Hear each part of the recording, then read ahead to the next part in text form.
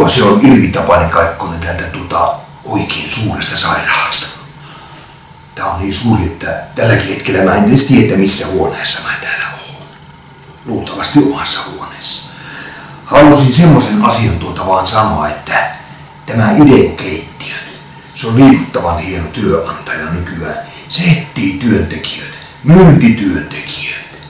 Semmoisia kavereita, jotka haluaisi tulla myymään keittiöitä, niin ne etsii todenteolla semmoista.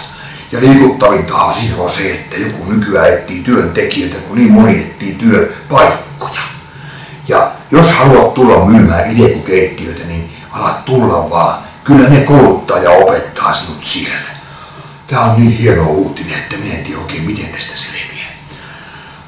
Minä kirjoitan itselle jonkun reseptin, että minä vähän rauhoitun tästä uutisesta, mutta tuu sinäkin myymään Ideco-keittiöitä.